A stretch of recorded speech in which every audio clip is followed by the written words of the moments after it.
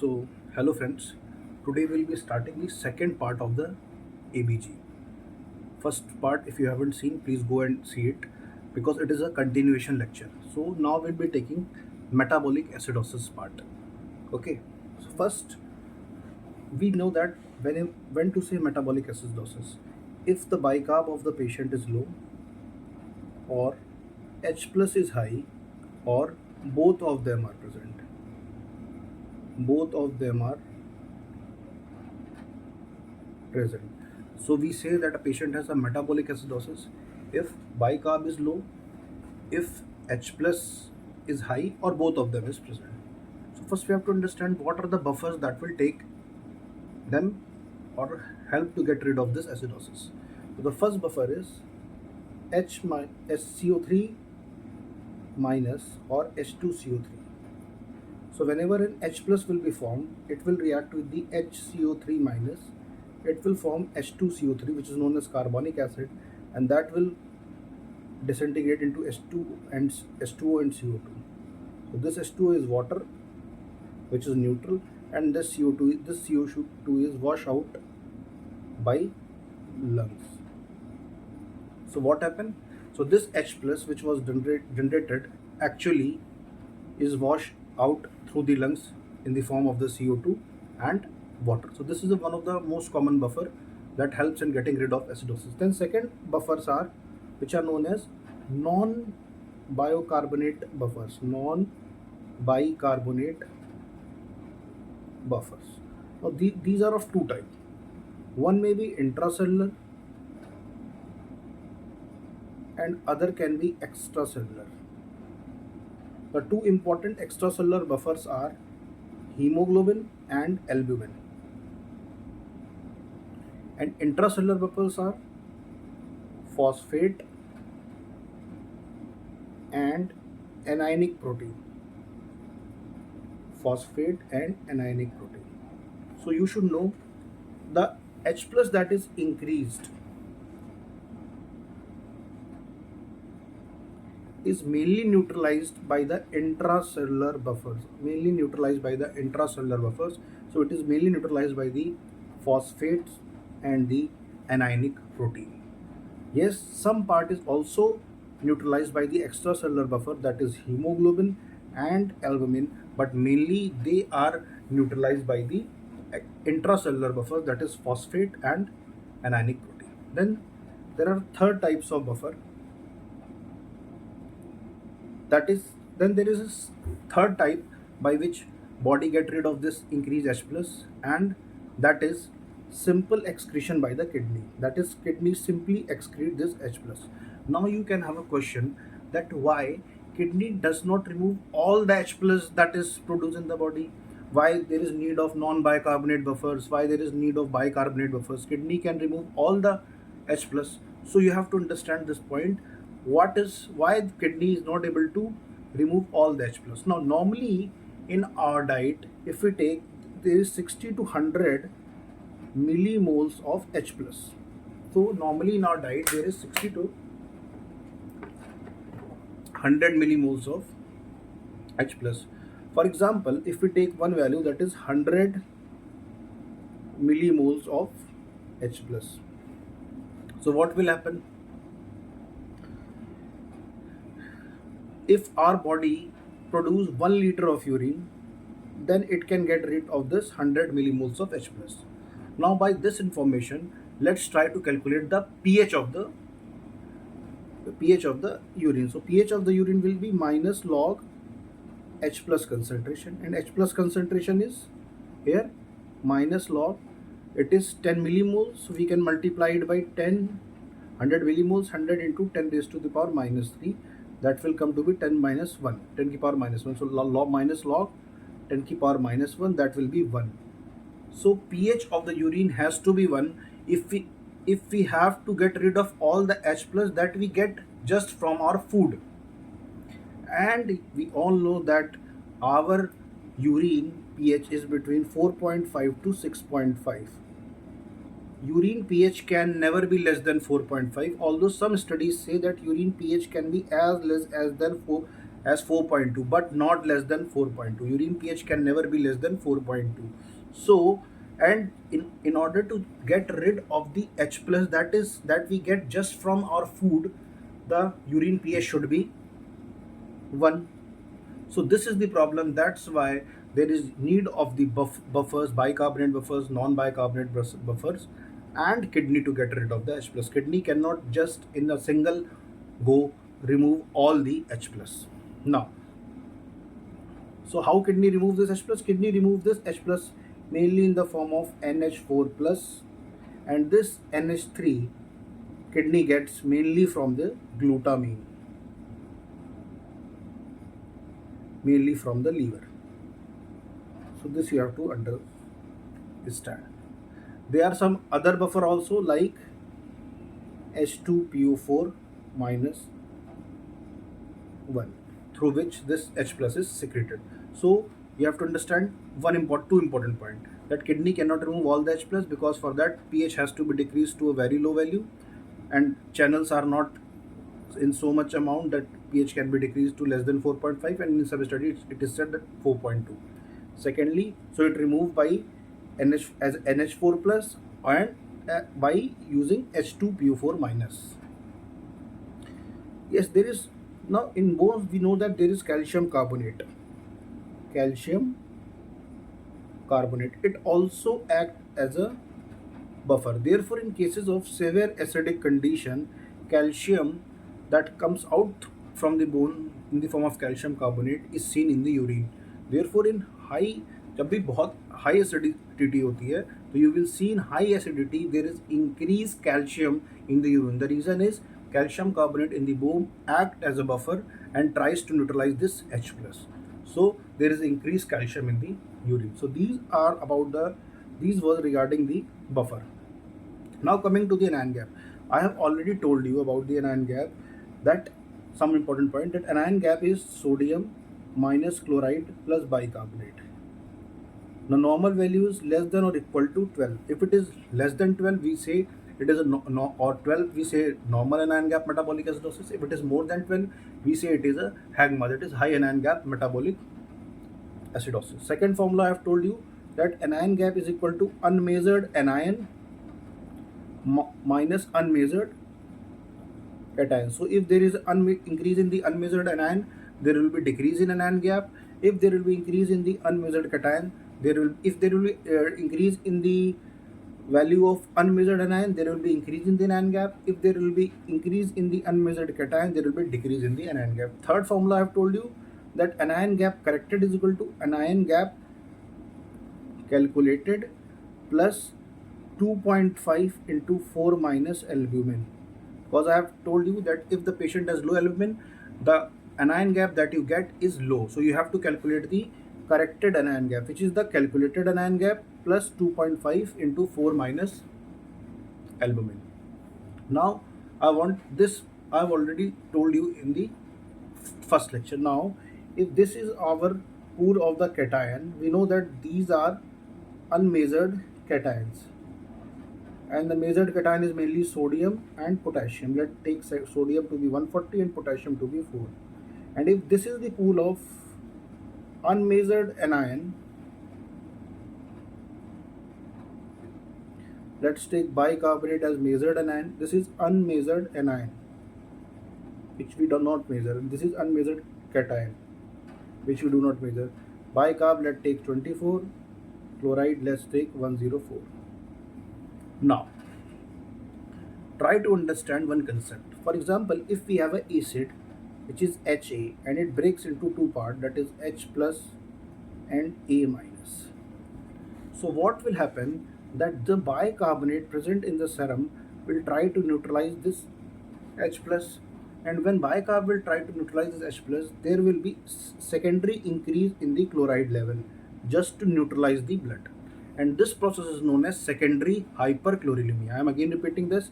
If there is an acid like HA and it comes and it breaks into H plus and A minus, so this H plus is neutralized by the bicarbonate, and once bicarbonate neutralizes this H plus, there is a secondary increase in the chloride level to maintain the neutrality. and this increase in chloride is known as secondary hyperchloremia.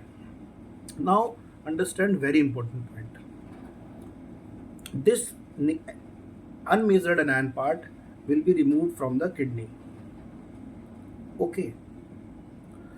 Now till the time this secondary hyperchloremia, which has been formed because bicarbonate has reduced this H plus, so this secondary hyperchloremia, by the time this secondary hyperchloremia or the loss of this unmeasured anion from the kidney is equal to the acid production, there will be normal anion gap metabolic acidosis, because there will be no increase in the unmeasured anion. Again I am repeating, by the time this secondary hyperchloremia, which has been formed because bicarbonate is reducing this H plus of the acid, or the unmeasured anion which is going out from the body through kidney is equal to the acid production, there will be normal anion gap metabolic acidosis. But as soon as this secondary hyperchloremia or unmeasured anion lost through the kidney is less than the acid production, there will be an increase in unmeasured anion content, and thus since this unmeasured anion content will increase, there will be increase in the unmeasured anion part, and whenever there will be an increase in the unmeasured anion part, you will have a high anion gap will increase, and that will be called as the hagma. So hagma occurs when secondary hyperchloremia in response to the bicarbonate loss, which neutralizes the H plus, is less than the acid production, or the loss of unmeasured anion from the kidney is less than the acid production, then there is development of the hagma. Until these things equate each other, there is nagma, that is normal anion gap metabolic acidosis. If you understand this thing, then it becomes very easy for you to understand the causes. For example, now take this example. If there is anything which is causing bicarbonate loss, what will happen? If anything will cause bicarbonate loss, what will happen? There will be secondary hyperchloremia.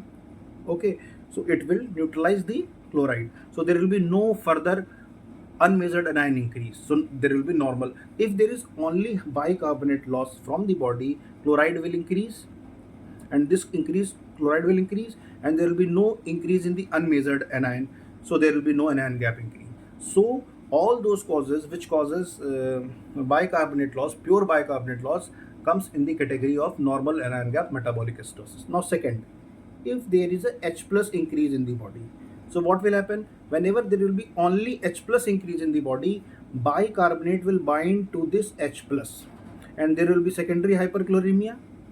And the if there is an acid and H plus has increased in the body, then what will happen? Bicarbonate will combine with this H plus, and there will be secondary hyperchloremia, and the unmeasured anion of the acid will be removed from the kidney. And again, till the time this secondary hyperchloremia due to loss of bicarbonate or the loss of unmeasured anion from the kidney is equal to the acid production, there will be nagma. So this is a very important condition.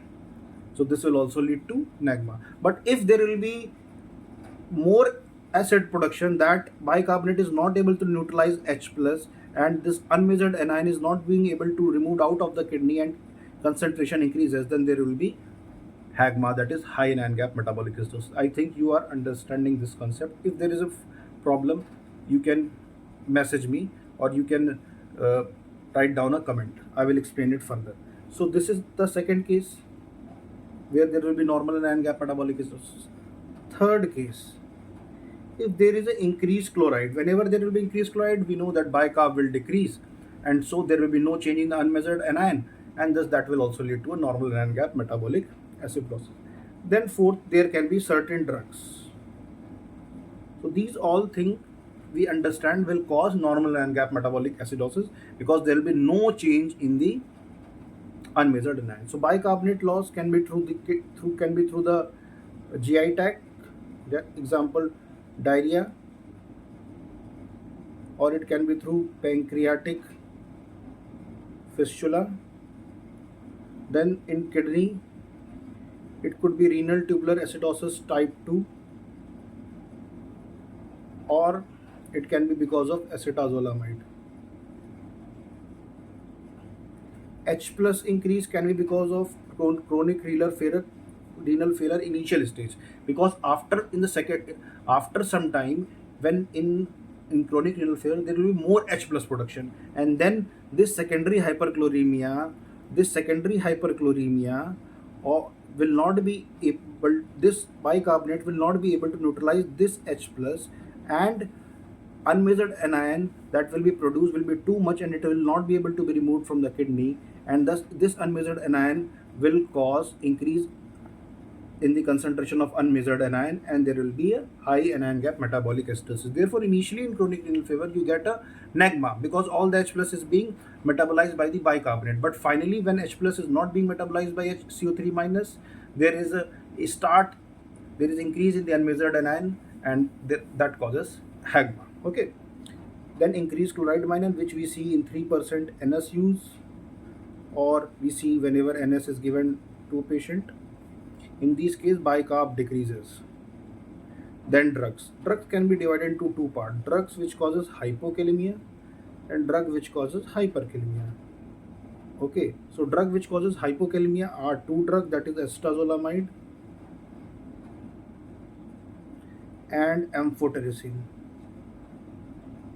B. And which causes hypokalemia, these are four drugs, that is amyloride, triamterene, spironolactone, and eplerenone. Exact mechanism of these drugs, I have told you that these two are aldosterone antagonists. They all act in the distal DCT, distal part of the DCT and collecting tubule, and this amyloride and triamterene are ENAC blocker, that is epithelial sodium channel blocker. So by understanding this concept, you can understand all the conditions which causes normal anion gap metabolic acidosis. Now, I have told you when a substance H plus A1 acid is converted into H plus or A minus, and H bicarbonate is not able to neutralize this H plus, so there will be an increase in the unmeasured anion content because it will not be able to be removed by the kidney. So this condition will lead to increase in the unmeasured anion, and that will cause HAGMA. And the causes of HAGMA are, which you can remember very easily by mnemonic: mud, piles. M is for methanol poisoning, U is for uremia, that is chronic kidney disease, D is for diabetic ketoacidosis, P is for paraldehyde poisoning, I is for isoniazid poisoning, L is for lactic acidosis, E is for ethanol poisoning, and S is for salicylates. And if you want to remember a simple mnemonic, then you can remember CULT, KULT. K is for ketoacidosis, U is for uremia, that is chronic kidney disease, L is for lactic acidosis that we have seen, and so ketoacidosis, then uremia, the lactic acidosis, and then T is for toxins like ethanol poisoning, methanol poisoning, formaldehyde poisoning, etc. So any of this mnemonic you can remember.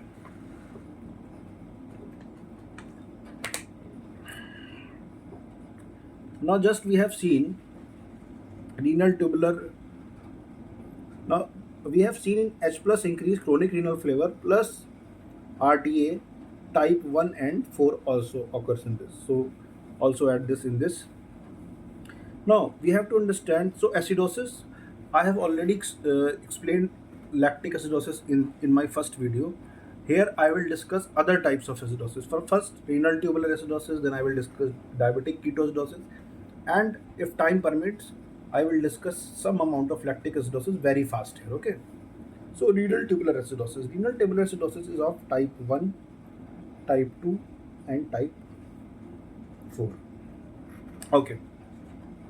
So these are renal tubular acidosis. Type 1 renal tubular acidosis, the name is slightly अजीब सा है थोड़ा.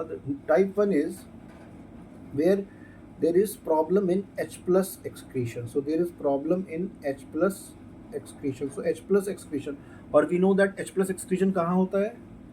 Distal part of the, यानी distal convoluted tubule. So this is also known as distal RTA. So in distal RTA there will be difficulty in H plus excretion. H plus excretion में difficulty होगी. अब एक बात बताओ, जैसे this is the lumen, so there will be difficulty in H plus excretion. So when H plus will not be excreted, what will happen? The urine will have low H plus, so urine pH will be more or high? Yes, more. So urine pH will be more than 5.5. This is the first important feature that you have to understand, that urine pH is more than 5.5 because there is problem in the H plus excretion. Now very important, there is in DCT there is an exchanger which what does it secrete H plus and take K plus. So when there will be decrease in the H plus excretion, K plus will not be absorbed, so there will be loss of K plus in urine. So there will be loss of K plus in the urine. So patient will develop hypokalemia. This is the second point which you have to understand. Now very important point again, this K plus that is absorbed, it disrupts the tricyclic acid cycle, and when tricyclic acid cycle is disrupted, you know that TCA is a very important source of citrate. So there will be a decrease in the excretion of citrate in the lumen, and when citrate will be decreased, calcium stones can be formed. So there will be formation of the calcium stones, and it can also develop nephrocalcinosis. So this is the other thing which you have to understand: decreased citrate, calcium stone formation, and nephrocalcinosis. So I'm again that in distal RTA what will happen? In distal RTA what will happen? There will be a decreased secretion of the H plus. So when H plus will be excreted low, there will be low H plus excretion. What will happen? Urine pH will be more than 5.5 because there will be less H plus. Secondly, there is a very important transporter which secretes H plus and takes K plus inside. Now, so since H plus excretion is hampered, there will be no K plus absorption. So there will be increased K plus in the urine, and thus there will be a more loss of K plus in the urine, and in the blood there will be hypokalemia. Now this K plus which is present inside the cell, inside the cell, will hamper the tricyclic acid cycle. So TCA cycle will be hampered. So there will be less citrate. So when there will be less citrate, there will be less citrate excretion in the lumen, and then which can hypocitrate in the urine, and there can be calcium stone, and there can also be nephrocalcinosis. So these all things occurs in the distal RTA. Now coming to the RTA type 2, this is known as proximal RTA. What happened in the proximal RTA? In proximal RTA, basically there is this is the lumen, and this is the bicarb. Bicarb absorption is decreased, so there will be more loss of bicarb, and within some days all the bicarbonate will be lost. So when the bicarb will be lost, what will happen?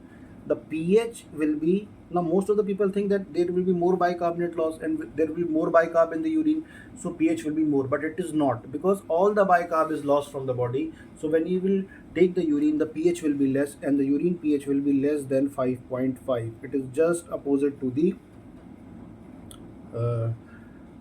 distal RTA. So in proximal RTA, pH will be less than 5.5. Always note that there is a more loss of the bicarbonate, but more loss of the bicarbonate doesn't mean that there will be a basic pH, because all the bicarb will be lost within some times and the pH will be less than 5.5. Now, we know that in proximal convoluted tubule, we have an enzyme that is 1 alpha hydroxylase, 1 alpha hydroxylase. And in the liver, the there is enzyme that is 25 alpha hydroxylase, which convert the which forms 25 hydroxycholcalciferol. This 25 hydroxycholcalciferol comes to the kidney in the PCT, and in the presence of enzyme 1 alpha hydroxylate, it is converted into 125 dihydroxycholcalciferol, or it is also known as calcitriol, which is the active form of vitamin D. So this process is also hampered here, because again I'm telling, in kidney, in liver, there is enzyme 25 hydroxylase, which forms 25 hydroxycholcalciferols, which is known as calcidiol. This calcidiol, or 25 hydroxycholcalciferol, then goes to the PCT, where there is an enzyme 1 alpha hydroxylase, and it converts 25 hydroxycholcalciferol, that is calcidiol, into calcitriol, that is 125 dihydroxycholcalciferol, which is the active form of vitamin D. So there is a less vitamin D, so this patient can develop the rickets, or can develop decreased calcium, decreased vitamin D3. These are also associated with the proximal RTA that you have to understand. Now coming to the RTA type 4, RTA type 4, we have decreased aldosterone. Now, very important thing about proximal RTA, when bicarb is a negative charge, it moves in the urine. It has been seen, the latest theory mentioned in the reason is that this negative charge excrete the potassium along with it. Therefore, this patient also has hypokalemia. So hypokalemia was also present in the distal RTA and also in the proximal RTA, but the cause was different. Now in type 4, there will be decreased aldosterone, urine pH will be acidic,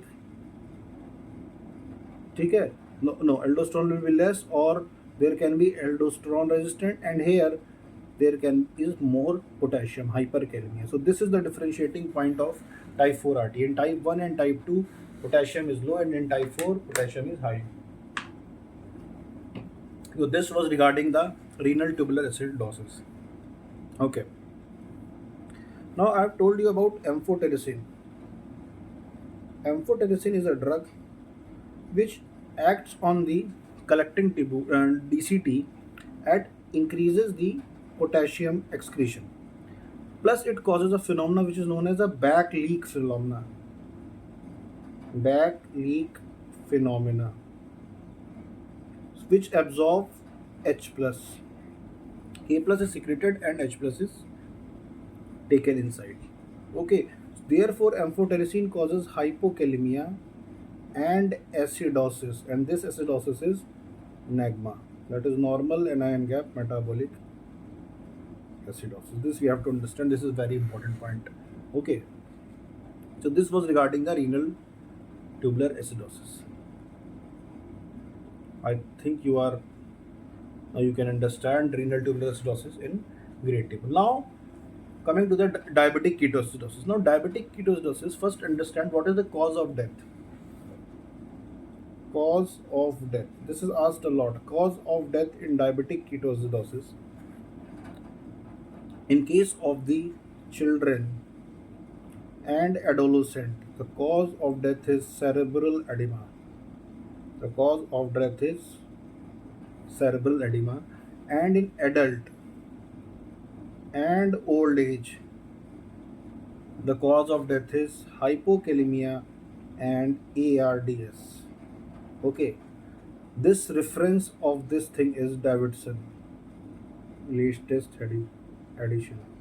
So if someone asks you the cause of diabetic ketoacidosis, earlier it was also called as a diabetic coma. Earlier it was called as diabetic coma, but this name diabetic coma is no longer used. Why? I will tell you. Well, I will be telling you about the symptom of the diabetic ketoacidosis. So now we have to understand the pathophysiology of the diabetic ketoacidosis. This is very important. Now,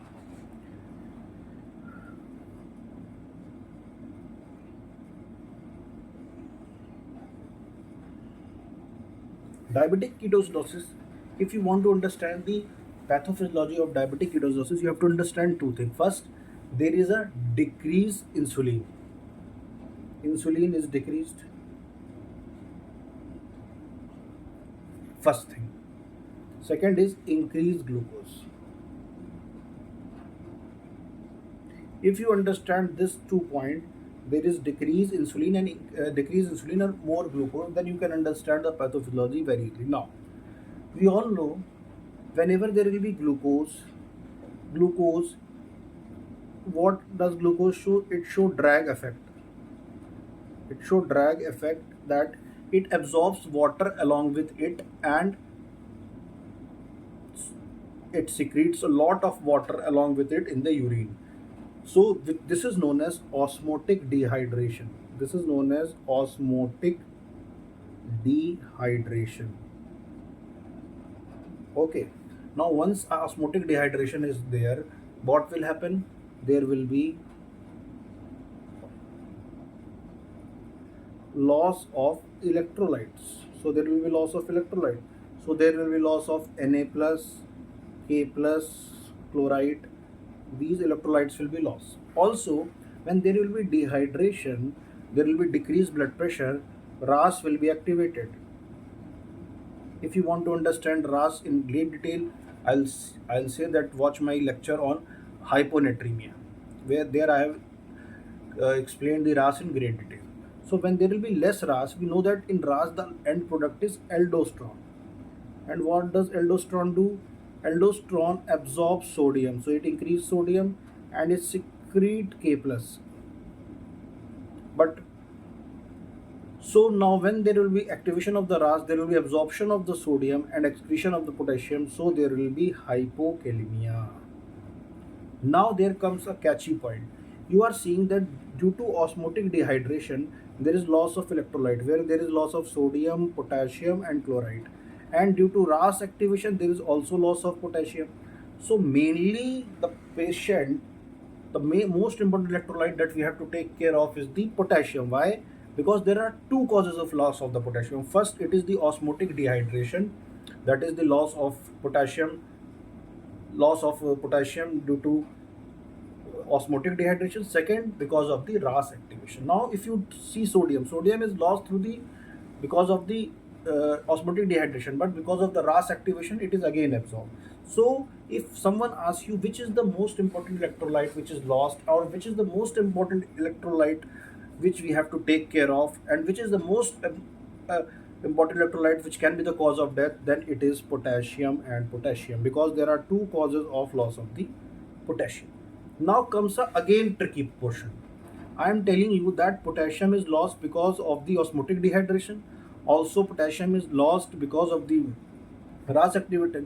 But if you will do potassium value in case of diabetic ketoacidosis patient, you will see most of the patient will have a normal potassium. Why? So this you have to understand.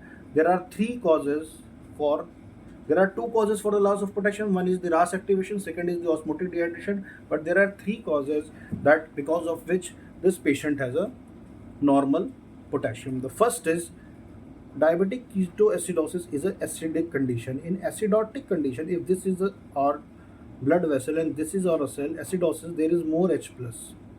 So this H plus, body takes this H plus, and in response to taking of this H plus, body secrete K plus into the blood. So there is hyperkalemia. So this is the first cause, that in spite of loss of potassium in serum, we have a normal potassium level. Second, catabolism.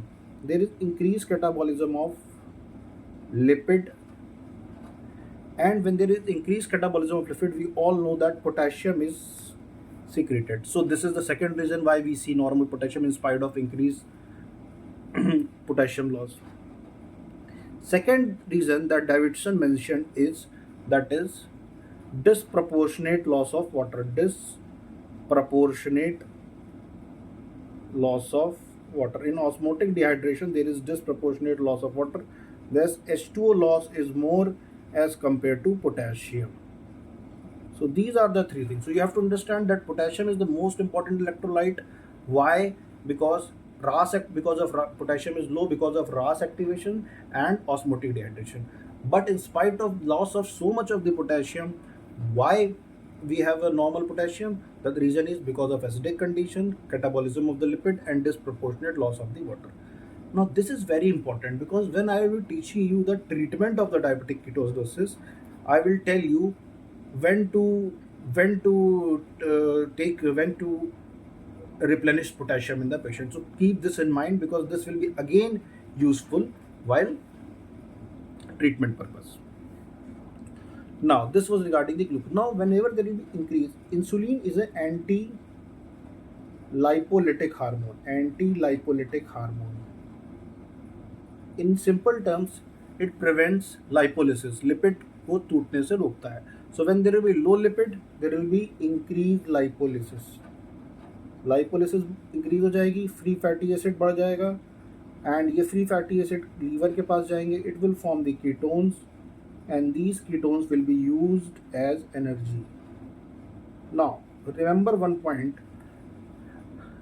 brain does not require insulin for transportation of the sugar from the blood vessel to the cell, but rest other organs required insulin for transportation of sugar from the blood into the cell. So when there is less insulin, the except brain, other body part cannot use the glucose. Therefore, this lipolysis happens because of low insulin. There is increased free fatty acid and ketone is formed, and this ketone which is formed in the liver is utilized as a source of energy by the liver and the other part of the body except brain, because brain is can use glucose in absence of the insulin.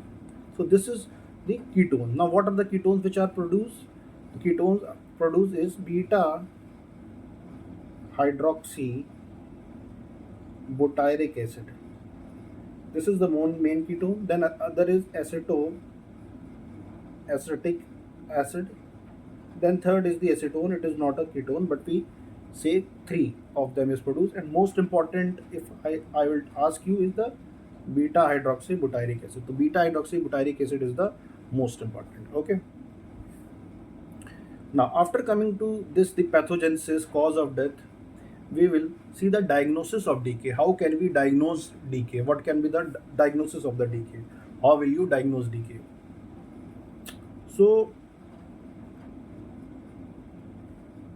diagnosis, you know that pH will be less than 7.3, bicarb will be less than 15, ketones in blood will be more than 3 mg per dl, or in urine they will be more than or equal to plus 3, and blood sugar is more than 200 mg per dl.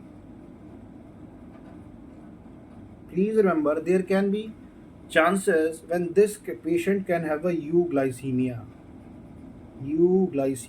and you have all the features that you will be having pH less than 7.30, you will be having bicarbonate less than 15, ketone less more than 3 mg per dl, urine may ketone more than equal to plus 3, but you will not be having a normal, you will be having a normal glucose, that is euglycemia.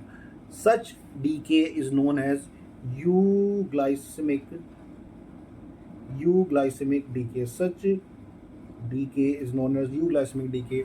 This is seen if the patient is taking SGLT2 inhibitors like dapagliflozin, and other flozins like canagliflozin. Canagliflozin, we all know that is known to cause necrosis or gangrene of the limbs. Therefore, before surgery, it is always said that these SGLT2 inhibitors should be stopped 48 hours before the surgery, because if they will not be stopped 48 hours before the surgery, then it becomes very difficult to diagnose DKA, because whenever you will do the RBS will come the same. Why? Because their action is they act on the proximal converter tubule at the SGLT2, that is sodium glucose transportase. So whenever there will be ketoacidosis, these dapagliflozin will say, since they inhibit SGLT2, so all glucose will be lost. So you will see a normal glucose. So this is euglycemic decay. It is very it should be kept in mind, and therefore these drugs should be stopped 48 hours before the surgery. Okay, now this was the diagnosis of the DKA. Now what can be the symptoms? What can be the symptoms? Symptom is nausea, vomiting, abdominal pain, increased thirst, then syncope. Now initially there was a term that was used as a diabetic coma, but it has been seen that a lot of patient of diabetic ketoacidosis can come to your OPD. This is the line which is written in diabetism, that a lot of patient of diabetic coma can come directly into your OPD by walking. Therefore, this term diabetic coma has been removed from the books, because coma means that patient should be always be in coma. But if there are certain patients, a group of patients, although that is a subtle amount, but if they are coming to you normally, that means you cannot say it is a coma. So now the term that is used is diabetic ketoacidosis. In, please remember, diabetic ketoacidosis, there can be increased serum amylase and lipase, especially in children. So it becomes sometimes, and there is also abdomen pain. So it, a very important DD of diabetic ketoacidosis is pancreatitis. So that can be differentiated by the help of the ultrasound, where we get a pancreatic edema or pancreatic edema or necrotizing pancreatitis. Okay, so this is, you can, and with the help of the serum sugar. Now, after knowing the symptoms, what is the treatment protocol? What is the treatment protocol? Treatment protocol I will divide into 0 to first hour. What to do in the 0 to first hour?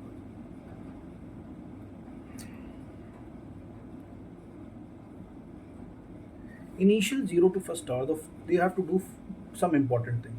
First, you have to put saturation probe, NIBP of the patient, then Foley's catheter,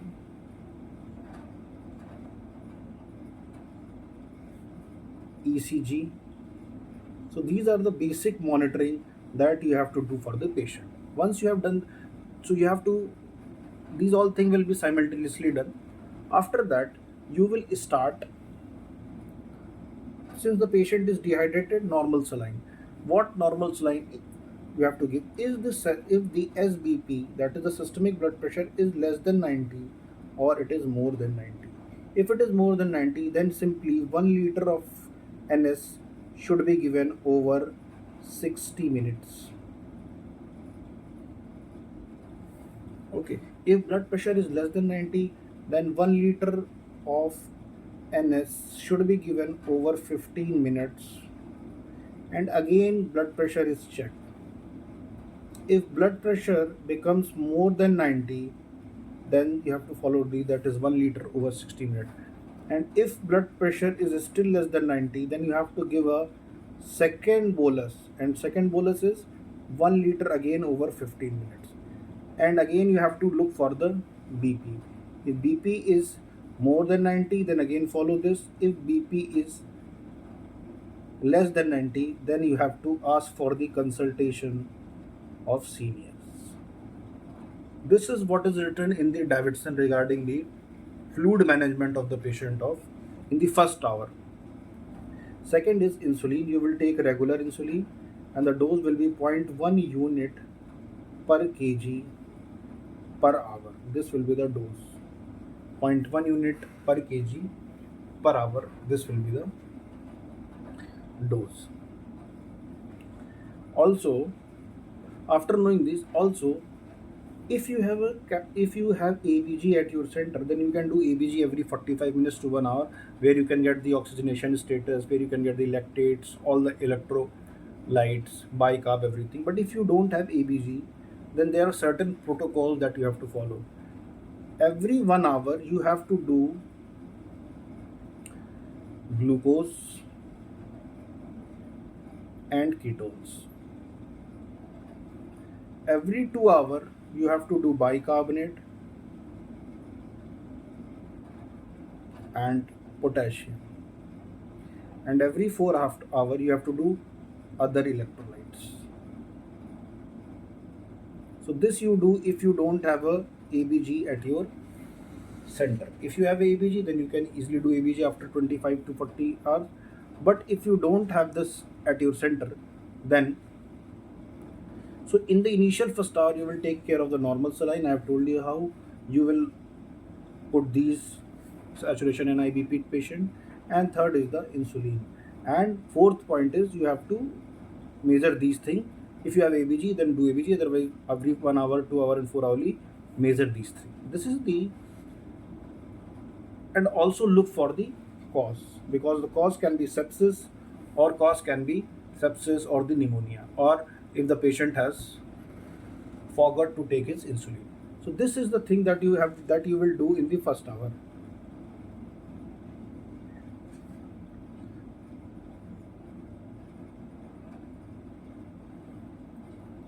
After first hour, what you will do now, from the after first hour,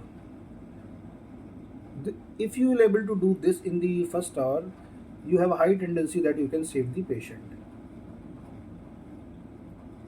Now after first hour, what you will do,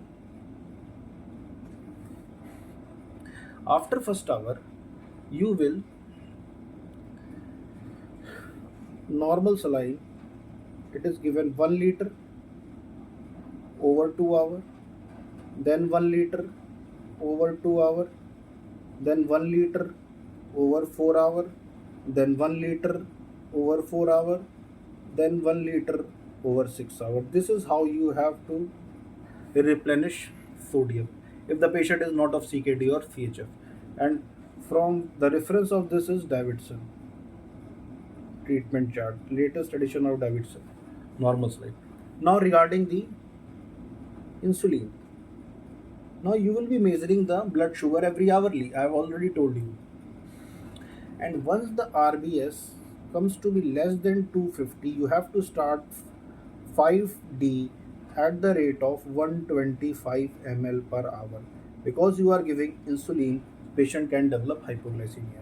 And insulin regular will continue at a dose of 0.1 per unit per kg per hour.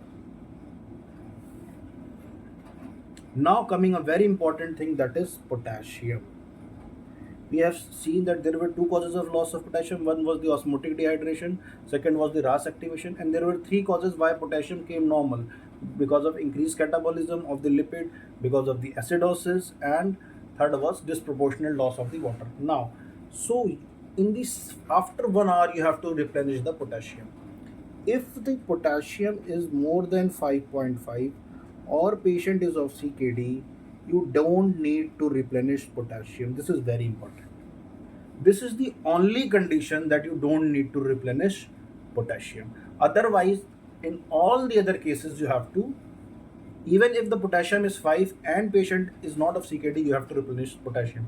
You will say, your potassium is coming normal, then why you are saying to replenish potassium? I have just told you that potassium is lost, but because of three reasons potassium comes normal. So if potassium is between 3.5 to 5.5, then you have to give 40 millimoles per liter of the potassium. If it is less than 3.5, then you have to give 40 millimoles per liter of the potassium plus extra potassium according to the local protocol. वहाँ का जो भी local protocol हो उसके हिसाब से you have to get potassium. This is very important. And ECG monitoring, NIBP monitoring, saturation monitoring, all, and urine output monitoring you have to do. Okay? And you have to have urine output of more than 1.5 to 2 ml per kg per hour.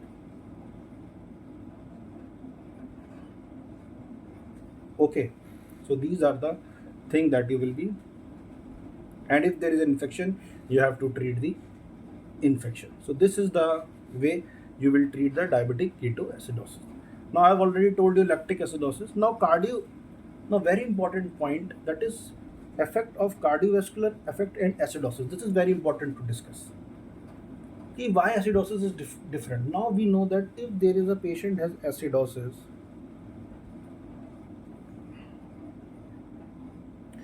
If a patient has acidosis, it can have decreased left ventricle contractility, increased chances of arrhythmias, decreased vascular tone. इससे BP कम होगा यार, that can cause low BP. So this is all we see in acidosis condition. Now, if we plot a graph, if we plot a graph of cardiac output with the pH, this is the pH 7.5, 7.4, 7.3, 7.2, 1. We see that if this is the cardiac output, once the pH fall from 7.4 to 7.2, there is an increase in the cardiac output. So when the pH falls from 7.4 to 7.2, there is an increase in the cardiac output, and the cause is increased catecholamines. So in studies it has been seen, then in acidosis it is just like sepsis. In sepsis, initially there is a fall in the cardiac output, increase in the cardiac output, then there is a fall in the cardiac output. So this is the same bimodal distribution is followed here, that from pH 7.4 to 7.2 there is a increase in cardiac output because of the increased catecholamine, and this scientists have discovered because when beta blockers were given, this catecholamine effect was not seen and there was no increase in the BP. So this is how they confirm that it is because of the catecholamine. So whenever there is a fall of pH from 7.5 to 7.2, there is a increase in cardiac output, and after 7.2 the cardiac output falls. This is very important diagram that you should understand regarding acidosis and cardiac output. Now I'm telling you a very important question. You don't need to see this question. The gist of this question is use of bicarbonate in acidosis. So in every studies it has been confirmed that the use of bicarbonate should not be given in the acidosis. Why? First, understand why bicarbonate should not be given. For example, whenever you give bicarbonate produces carbon dioxide. Carbon dioxide moves inside cell, and when it moves inside cell, it increases the acidosis inside the cell, and cell function further deteriorate. So there will be more decreased cardiac contractility, decreased vascular tone further. So this is the reason that giving of bicarbonate will, you will see in ABG that pH increased, but actually the carbon dioxide that will be produced will go inside the cell, will cause increased intracellular acidosis, and will further worsen your situation. So on ABG you will have a very good picture that patient pH is improving, but actually it is worsening. Second, this bicarbonate causes ionized calcium to form adduct will be albumin. So there is ionized hypocalcemia. This further decreases the contractility of the heart. So in these two ways, bicarbonate, in spite of having good impact, produces a negative impact. Now, should we not give the bicarbonate? Yes. So there is a guideline. Latest guidelines say if patient pH is 7.3 or more, plus urine output is adequate. Second condition, if pH is 7.1. If pH is 7.1, then you have to give bicarbonate. Because if you will not give bicarbonate at this pH, heart contractility will be totally lost, there will be totally arrhythmia. So we don't have any option, we have to give bicarbonate. Okay, but so we have to give the bicarbonate. Whether patient urine output is adequate or inadequate, it doesn't matter.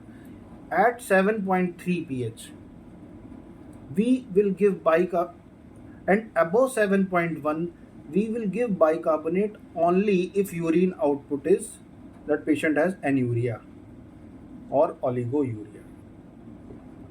Okay.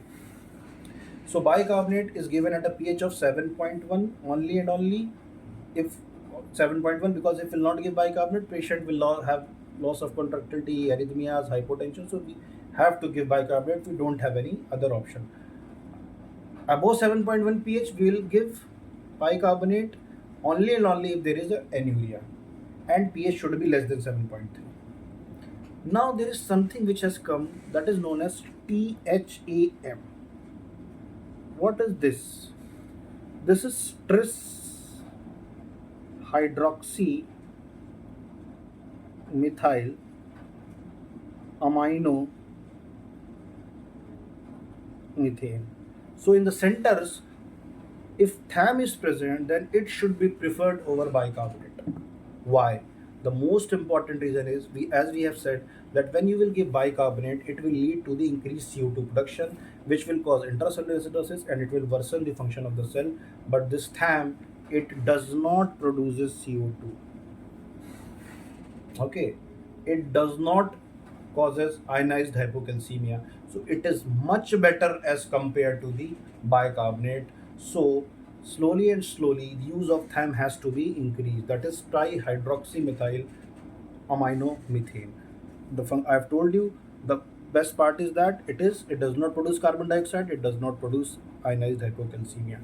So this was the patient who was having a pH. So this was the patient who was having the pH of 7.1 with anuria. So what will be the treatment? Treatment will be THAM plus dialysis. Bicarb से better है. If a patient has a pH of 7.35, will you give bicarbonate? No. If pH is 7.25 with normal urine output, will you give bicarbonate? No. If a patient has a pH of 7.25 but anuria, then you will give yes. So simple 7.1 या उससे नीचे you have to give bicarbonate regardless of the urine output. If the pH is more than 7.3, you don't have to give bicarbonate. If the pH is less than 7.3 and there is oliguria and urea, then you have to give the bicarbonate, and it is better to give THAM that because it doesn't produce carbon dioxide. Okay. So this was regarding the metabolic acidosis. I have already discussed the lactic acidosis in ABG part 1. So this metabolic acidosis has been completely taken care of, and now other part ABG, the rest of the ABG part 3 will be discussed.